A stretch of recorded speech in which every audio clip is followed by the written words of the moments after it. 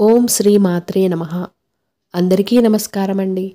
ఈ 2025వ సంవత్సరంలో ఉగాది పండుగ ఏ రోజున వస్తుంది, అలాగే ఈరోజు పాటించవలసిన నియమాలు, పంచాంగ శ్రవణం తప్పకుండా చేయాలా, అలాగే పూజ ఏ సమయంలో చేసుకోవాలి, వాటన్నిటిని గురించి కూడా ఈ వీడియోలో అయితే మనం క్లియర్గా అయితే తెలుసుకుందాము. ఈ సంవత్సరం మనకి విశ్వవసు నామ సంవత్సరంలోకి అయితే అడుగు పెడుతున్నాము. అలాగే ఈ ఉగాది పండుగ 2025వ సంవత్సరంలో మార్చి 30 ఆదివారం రోజునైతే వస్తుంది. ఈ రోజు నుండే మనకి చైత్రమాసం వసంత ఋతువు ప్రారంభమవుతుంది. మరి ఉగాదికి ముందే అంటే అమావాస్యకి ముందే మనం ఇల్లంతా కూడా బూజు గాని దుమ్ము గాని ఏం లేకుండా శుభ్రం చేసుకోవాలి. ఇంట్లో ఏ మురికి లేకుండా చూసుకోవాలి. ఉగాది రోజు ఉదయాన్నే లేచి ఇల్లంతా కూడా శుభ్రం చేసుకొని తలార స్నానం చేసి, ఈ స్నానం చేసేటప్పుడు మనం నువ్వుల నూనెతో మన తలకు పట్టించి తల స్నానం చేస్తే చాలా మంచిది. అలాగే మన ఇంటి ముందు గుమ్మాన్ని పచ్చటి ఆకులు, మామిడాకులు, వేపాకులు, అలాగే బంతి పువ్వులతో అలంకరించుకోవాలి. ఈరోజు మొట్టమొదటగా మనం ఉగాది పచ్చడి తాగాలి. దానికి ముందు మనం ఏ పదార్థాన్ని కానీ తీసుకోవడానికైతే మొట్టమొదట మనం ఉగాది పచ్చడి తీసుకొని ఆ తర్వాతే ఏ పదార్థమైనా కూడా తినవచ్చు. మరి ఈరోజు చేయవలసిన పూజా విధానం గురించి తెలుసుకుందాము. మనము ఇల్లంతా శుభ్రం చేసి మన గుమ్మాన్ని కూడా శుభ్రం చేసుకున్న తర్వాత పూజ రూమ్లో ఉన్న ఫోటోలన్నీ కూడా తుడుచుకొని గంధం కుంకుమ బొట్లతో అలంకరించుకోవాలి. అలాగే ఇంట్లో పూలమాలలు ఉన్నట్లయితే పూలమాలలతో పువ్వులతో అలంకరించుకోవాలి. పూలమాలలు లేని వాళ్ళైతే వస్త్రంతో అయినా మనం దేవుడికైతే అలంకరించవచ్చు. ఉగాది రోజున ఒక్క దేవుణ్ణే అని పూజ చేయకుండా ఈరోజు మనం అందరినీ కూడా పూజించుకోవాలి. చక్కగా ఫోటోలన్నీ కూడా తుడిచిన తర్వాత మాలలతో పువ్వులతో అలంకరించుకొని మనము దేవుడి పటాల ముందు ఒక ముగ్గుని, చిన్న ముగ్గు, పద్మ ముగ్గు కానీ తామర ముగ్గు కానీ ఏ ముగ్గు అయినా కూడా మనం బియ్యపిండితో వేసుకోవచ్చు. ఆ తర్వాత మనము దీపాన్ని ఏర్పాటు చేసుకోవాలి. ఈరోజు ఇంటి గుమ్మం అలాగే దేవుడి రూములో మొత్తం మామిడాకులతో వేపాకులతో అలంకరించుకోవాలి. ఉగాది అంటేనే సంవత్సరంలో మొదటి పండుగ కాబట్టి పచ్చగా స్టార్ట్ అయ్యేలాగా చూసుకోవాలి. ఇలా మనము దీపపు కుందులు అన్నీ ఏర్పాటు చేసుకున్న తర్వాత ఆ దీపాలలో నువ్వుల నూనె కానీ నెయ్యి కానీ కొబ్బరి నూనె కానీ వేసి వత్తులను వేసి దీపాలను వెలిగించుకోవాలి. అలాగే మనం ఏవైనా వ్రతాలు కానీ పూజలు కానీ స్పెషల్గా పండుగల రోజు చేస్తూ ఉంటాం కాబట్టి ఆ రోజు మనం మంగళహారతిని కూడా దేవుడికి సమర్పించాలి. అందువలన మంగళహారతి కూడా పెట్టుకుంటే చాలా మంచిది. ఇప్పుడు దీపాలన్నీ కూడా వెలిగించిన తర్వాత దీపాలకి గంధం కుంకుమ బొట్లను పెట్టడం మాత్రం మర్చిపోకూడదు. ఇలా అన్నిటికీ బొట్లు పెట్టిన తర్వాత పూజకు కావలసిన సామాగ్రిని అంతా కూడా ఏర్పాటు చేసుకోవాలి. చిన్న కలశపు చెంబును కూడా ఏర్పాటు చేసుకోవాలి. ఈ కలశపు చెంబులో పసుపు, కుంకుమ, గంధం, అక్షంతలు, ఒక పువ్వు కానీ లేదంటే మామిడాకు కానీ తమలపాకైనా కూడా వేసుకోవచ్చు. ఈ కలశపు చెంబు కూడా గంధం కుంకుమ బొట్లను పెట్టుకోవాలి. ఆ తర్వాత ఆచమనీయం చేయడానికి కూడా ఒక చిన్న గ్లాసు, అందులో నీళ్లను కూడా ఏర్పాటు చేసుకోవాలి. మన దగ్గర ఉన్న పండ్లు, ఇవాళ ప్రత్యేకంగా ఉగాది రోజున మామిడి పండ్లనైతే మనం దేవుడికి సమర్పించాలి. ఏ పండ్లున్నా కూడా సమర్పించుకోవచ్చు. అలాగే పువ్వులతో అలంకరించుకున్న తర్వాత ఈరోజు మనం కంకణాన్ని కూడా కడితే కట్టొచ్చు, లేదంటే అవసరం లేదు. కానీ సంవత్సరంలో మొదటి పండుగ కాబట్టి ఈరోజు పూజించడం వలన ఈ సంవత్సరం అంతా కూడా మనకి ఎలాంటి ఆపదలు రాకుండా, అలాగే ఈరోజు పంచాంగ శ్రవణం చేస్తాము. మన జాతకంలో గ్రహదోషాలు ఏ ఉన్నా కూడా అవి మనపైన ఎక్కువగా చెడు ఫలితాలను చూపించకుండా ఈ సంవత్సరం అంతా కూడా బాగుండాలని కోరుకుంటూ ఈ ఉగాది రోజున మొక్కుకొని పూజ చేసుకోవాలి. ఇలా కంకణానికి మనము పసుపు రాసి ఒక మామిడాకును పెట్టి దేవుడి దగ్గర పూజలో పెట్టి కొంచెం పసుపు, కుంకుమ, గంధం, అక్షంతలను కొన్ని చల్లాలి. ఆ తర్వాత మనం పూజ స్టార్ట్ చేసేటప్పుడు ఆ కంకణాన్ని మన ఎడమ చేతికైతే కట్టుకోవాలి. పూజ ఆడవాళ్ళు చేసేదుంటే ఆడవాళ్ళు ఎడమ చేతికి, మగవాళ్ళైతే కుడి చేతికి, ఇద్దరు భార్యాభర్తలు కలిసి చేస్తున్న వాళ్ళైతే ఒకరికొకరు కట్టుకోవడం చాలా మంచిది. ఇప్పుడు మనం పూజకు సంబంధించిన మొత్తం సామాను ఏర్పాటు చేసుకున్న తర్వాత ముందుగా ఆచమనీయం అయితే చేసుకోవాలి. 3 సార్లు చేతిలోకి నీళ్లను తీసుకొని తాగి ఆ తర్వాత కొన్ని అక్షంతలను తీసుకొని ఆచమనీయ మంత్రాలు వస్తే చదువుకుంటూ ఇలా మనం ఆచమనీయం చేసుకోవచ్చు. రాని వాళ్ళైనా కూడా మనం ఇలా చేసుకుంటే సరిపోతుంది. ఆ తర్వాత చేతిని దులపకుండా ఏదైనా క్లాత్కి తుడుచుకోవాలి. తడి చేతితో పూజను ఎప్పుడు చేయకూడదు. ఆ తర్వాత కొన్ని అక్షంతలను తీసుకొని భూశుద్ధి మంత్రాన్ని చదువుకొని మన ఎడమ సైడ్కి అయితే వదిలేసుకోవాలి. ఇప్పుడు ప్రాణాయామం కూడా చేసుకోవాలి. మళ్ళీ కొన్ని అక్షంతలను చేతిలోకి తీసుకొని సంకల్పాన్ని చెప్పుకొని గణపతికి అలాగే అక్కడ ఉన్న అందరి దేవుళ్ళకు కూడా వేసుకోవాలి. తర్వాత కలశం పైన చెయ్యి పెట్టి కలశ మంత్రాన్ని చదువుకోవాలి. కలశ మంత్రం వచ్చిన వాళ్ళైతే మంత్రాన్ని చదువుకోవచ్చు. రాని వాళ్ళైతే కలశం పైన చెయ్యి పెట్టి తీసి అందులో ఉన్న నీళ్లను దేవుని పటాలపైన, పూజా సామాన్ పైన, మన పైన, ఇల్లంతా కూడా చల్లాలి.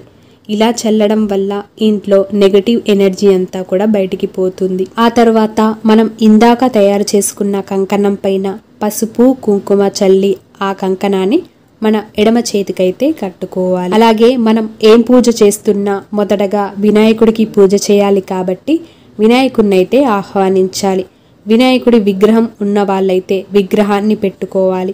విగ్రహం లేని వాళ్ళైతే పసుపు గణపతి అయినా కూడా మనం పెట్టుకోవచ్చు. వినాయకుడికి కొన్ని అక్షంతలు వేసి ఆవాహనం చేసి రత్నసింహాసనం సమర్పయామి అనుకుంటూ కొన్ని అక్షంతలు వేసి ఆ తరువాత పాదయోపాద్యం సమర్పయామి అనుకుంటూ కలశపు చెంబులో ఉన్న నీళ్లను ఆకుతో చూపెట్టి పక్కన ప్లేట్లో అయితే వదిలేయాలి.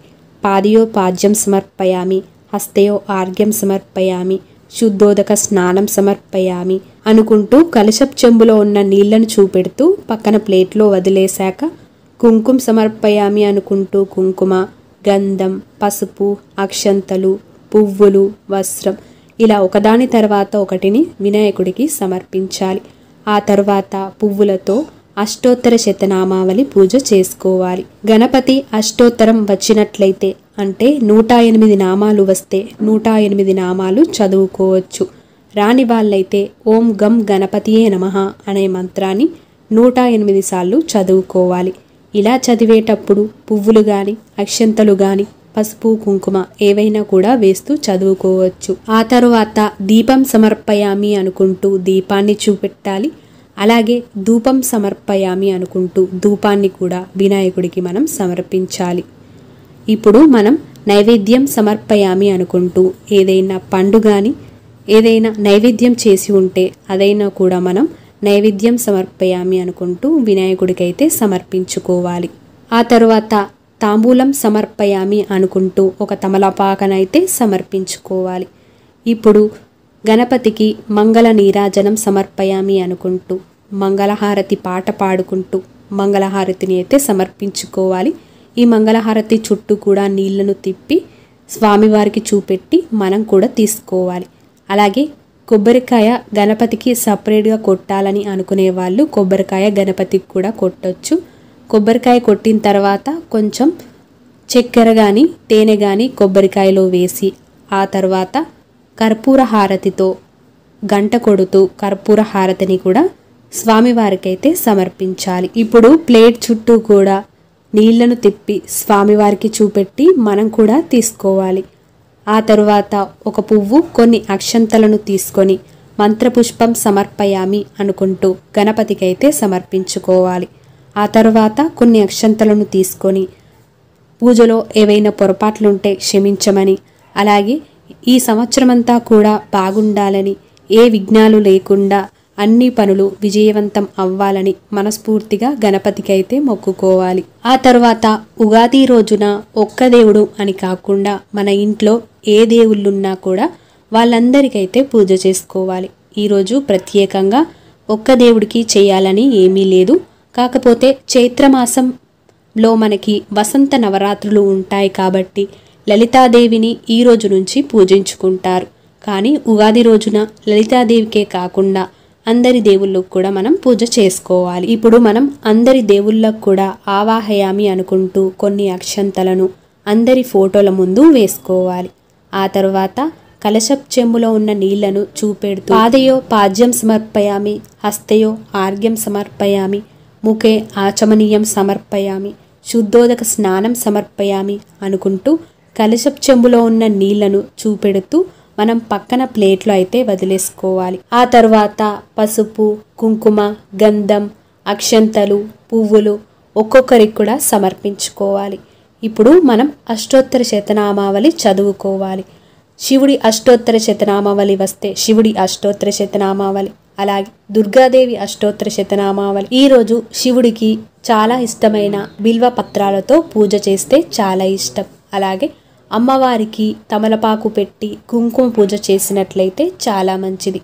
లలితాదేవి వసంత నవరాత్రులు కాబట్టి లలితాదేవిని కూడా ఈరోజు సపరేట్గా పెట్టుకునే వాళ్ళైతే అమ్మవారికి ప్రత్యేకంగా పూజ చేసుకోవచ్చు. ఈ రోజు నుండి 9 రోజులైతే అమ్మవారిని పూజ చేసుకోవాలి. అమ్మవారికి ఎలా పూజ చేసుకోవాలి అన్నది వీడియో సపరేట్గా చేసి పెడతాను, లింక్ డిస్క్రిప్షన్లో ఇస్తాను. అలాగే శ్రీ వెంకటేశ్వర స్వామిని తులసి దళాలతో ఈరోజు పూజించినట్లయితే చాలా మంచిది. లక్ష్మీదేవిని, పద్మావతిని, అలాగే మీ ఇంట్లో ఏ దేవుడి పటాలున్నా కూడా వాళ్ళందరికీ కూడా మనం ఆహ్వానించి పూజ అయితే చేసుకోవాలి. విష్ణు సహస్రనామం వచ్చిన వాళ్ళైతే విష్ణు సహస్రనామం చదువుకుంటే చాలా మంచిది. అలాగే శివుడి మంత్రాలు ఏవైనా కూడా మనం చదువుకోవచ్చు. ఈరోజు మీ ఇష్టదైవాన్ని ప్రత్యేకంగా పూజించినా కూడా చాలా మంచిది. ఎందుకంటే కొత్త సంవత్సరం అన్నీ కొత్తగా స్టార్ట్ అవుతాయి. మన జాతకాలలో ఉన్న దోషాలన్నీ కూడా తొలగి ఈ సంవత్సరం అంతా కూడా బాగుండాలని ఈరోజు తప్పనిసరిగా మనం దేవుడికైతే పూజ చేసుకోవాలి. ఆ తర్వాత షడ్రుచుల సమ్మేళనమైన ఉగాది పచ్చడిని తయారు చేసి దేవుడి ముందు తప్పనిసరిగా పెట్టి ఆ పచ్చడిని మనం తీసుకోవాలి. మరి ఈ ఉగాది పచ్చడి ఏ విధంగా తయారు చేయాలి అన్నది సపరేట్గా వీడియో అనేది చేశాను, లింక్ డిస్క్రిప్షన్లో ఇస్తాను. అలాగే ఉగాది రోజు ప్రత్యేకంగా పూర్ణం, బూరెలు, భక్ష్యాలు ఇలా మనము ఏది వీలైతే అది తయారు చేసి పెట్టుకోవచ్చు. ఒక్కొక్క చోట ఒక్కొక్క పేరుతో అయితే వీటిని పిలుస్తూ ఉంటారు. ఆ తర్వాత అందరి దేవుళ్ళకి ధూపాన్ని, దీపాన్ని సమర్పించి నైవేద్యం సమర్పయామి అనుకుంటూ ఉగాది పచ్చడి, పండ్లు, భక్ష్యాలు అన్నిటినీ కూడా మనం సమర్పించుకోవాలి. ఇప్పుడు ఒక తమలపాకును తీసుకొని తాంబూలం సమర్పయామి అనుకుంటూ అందరికి కూడా ఒకటే తమలపాకుని సమర్పించుకోవాలి. ఈ రోజు నుండి కొత్త సంవత్సరం కాబట్టి అమ్మవార్లకు తాంబూలం చీరని పెట్టాలని అనుకుంటే చీరని కూడా సమర్పించవచ్చు. ఆ తర్వాత మంగళహారతిని తీసుకొని పాట పాడుతూ మంగళహారతిని కూడా సమర్పించుకోవాలి. ఈ మంగళహారతి చుట్టూ కూడా నీళ్లను తిప్పి అందరి దేవుళ్లకు చూపెట్టి మనం కూడా తీసుకోవాలి. ఆ తర్వాత ఉగాది రోజున ప్రత్యేకంగా కొబ్బరికాయని కూడా అందరి దేవుళ్ళకి, మన కులదైవానికి కూడా మొక్కి కొబ్బరికాయనైతే కొట్టాలి. ఈ కొబ్బరికాయలలో తేనె గాని చక్కెర గాని వేసుకోవాలి. కర్పూరంతో గంట కొడుతూ కర్పూర హారతిని కూడా సమర్పించాలి. ఈ కర్పూర హారతి ప్లేట్ చుట్టూ కూడా నీళ్లను తిప్పి అందరికి కూడా చూపెట్టి మనం తీసుకొని ఇంట్లో వాళ్ళందరికి కూడా చూపెట్టాలి. ఆ తర్వాత మంత్రపుష్పం సమర్పయామి అనుకుంటూ ఒక పువ్వు, కొన్ని అక్షంతలను చేతిలోకి తీసుకొని అందరికి కూడా మొక్కి దేవుడి దగ్గర అయితే పెట్టుకోవాలి. కొన్ని అక్షంతలను చేతిలోకి తీసుకొని క్షమామంత్రాన్ని చెప్పుకొని పూజలో ఏవైనా పొరపాట్లుంటే క్షమించమని, ఈ రోజు నుండి ఈ సంవత్సరమంతా కూడా బాగుండాలని, ఏ చెడు ఫలితాలు మనపైన ఉండకుండా, ఏ గ్రహదోషాలు కూడా లేకుండా అన్నీ బాగా జరగాలని కోరుకుంటూ స్వామి వాళ్ళను, అమ్మవార్లను మనస్ఫూర్తిగా మొక్కుకొని కొన్ని అక్షంతలనైతే వారి పాదాల దగ్గర వేసుకోవాలి. ఇంతటితో ఉగాది పూజ పూర్తయిపోతుంది. ఆ తర్వాత మనం మొదటిగా ఉగాది పచ్చడనైతే తాగాలి. ఈ ఉగాది పచ్చడ షడ్రుచుల సమ్మేళనం. ఉగాది పచ్చడ తాగేటప్పుడు ముందుగా ఏ రుచైతే మనకి తగులుతుందో ఆ సంవత్సరమంతా కూడా అదే ఉంటుందని అందరి నమ్మకం. అలా అని కొంత వేప పువ్వు చేదుంటుంది కాబట్టి వేప పువ్వును వేయకుండా ఉండటం, అలాగే తక్కువ వేయడం అలాంటిదైతే చేయకూడదు. ఉగాది పచ్చడలో ఉండే బెల్లం తీపి, ఆనందానికి చూపిస్తే ఉప్పు జీవితంలో ఉత్సాహం రుచికి సంకేతం. అలాగే వేప పువ్వు చేదు బాధను కలిగించే అనుభవాలు ఉంటాయి. చింతపండు పులుపును సూచిస్తుంది, అంటే నేర్పుగా వ్యవహరించవలసిన పరిస్థితులు ఉంటాయి. అలాగే పచ్చి మామిడి ముక్కలు వగరును సూచిస్తుంది, జీవితంలో కొత్త సవాళ్లను ఎదుర్కోవాలి. కారం సహనం కోల్పోయేట్లు చేసే పరిస్థితులను మనకు తెచ్చిపెడుతుంది. ఉగాది పచ్చడిలాగా మన జీవితం ఒకేలాగా ఉండదు. కష్టాలు, సుఖాలు, బాధలు, సంతోషాలు, ఇలా ఎన్ని రకాల సమస్యలను ఎదుర్కొంటూ ముందుకు వెళ్ళాలి. ఇలా మనం ఉగాది రోజునైతే పూజ చేసుకోవాలి. ఈ పూజ అంతా పూర్తయిపోయిన తర్వాత గుడికి వెళ్తే చాలా మంచిది. అలాగే ఇంట్లో పూజ చేసుకోలేని వాళ్ళు గుడికి వెళ్ళినా మనకి అక్కడ ఉగాది పచ్చడి పెడుతూ ఉంటారు తీర్థంగా, అది తాగినా సరిపోతుంది. అలాగే ఇంట్లో కొత్త పంచాంగం ఉంటే అది కూడా దేవుడి గదిలో పెట్టుకొని మనం పూజ చేసేటప్పుడు పూజ చేసుకోవచ్చు. ఈరోజు తప్పనిసరిగా అందరూ కూడా పంచాంగ శ్రవణం చేయాలి. పంచాంగ శ్రవణం చేయలేని వాళ్ళు టీవీలో చాలా ఛానల్స్లో మనకి ఆ రోజు చెప్తూ ఉంటారు. అలాగే ఆలయాలలో కూడా పంచాంగ శ్రవణం జరుగుతూ ఉంటుంది. అలా వెళ్ళి కూర్చొని విన్నా కూడా సరిపోతుంది. ఈరోజు మాంసాహారం అయితే తినకుండా ఉండాలి. ఫాస్టింగ్ అన్నది ఏమీ లేదు. ఆ తర్వాత మీ ఇష్టం. ఒక పూట చేసేవాళ్ళు ఒక పూట చేయొచ్చు, 2 పూటల భోజనం చేసేవాళ్ళు 2 పూటలైనా కూడా చేసుకోవచ్చు. కానీ ఈరోజు తప్పకుండా ఉగాది పచ్చడ తాగాలి. అలాగే పంచాంగ శ్రవణం చెయ్యాలి. అలాగే ఈరోజు ఏ కొత్త పనులు స్టార్ట్ చేసినా కూడా ఆటంకాలు లేకుండా జరుగుతాయి. మరి ఉగాది పచ్చడును ఏ విధంగా చేయాలి, ఉగాది పూజకు కావలసిన సామాను, వాటిని వేరే వీడియోస్లో ఆల్రెడీ చేసి లింక్ డిస్క్రిప్షన్లో ఇచ్చాను. తెలియని వాళ్ళుంటే తెలుసుకోవచ్చు. ఈ వీడియో మీకు నచ్చినట్లయితే తప్పకుండా మీ యొక్క లైక్తో నాకు సపోర్ట్ని తెలియజేసి మరిన్ని వీడియోస్ కోసం మన ఛానల్ని సబ్స్క్రైబ్ చేసుకొని పక్కన ఉన్న బెల్ ఐకాన్ని కూడా క్లిక్ చేయండి. ధన్యవాదములు.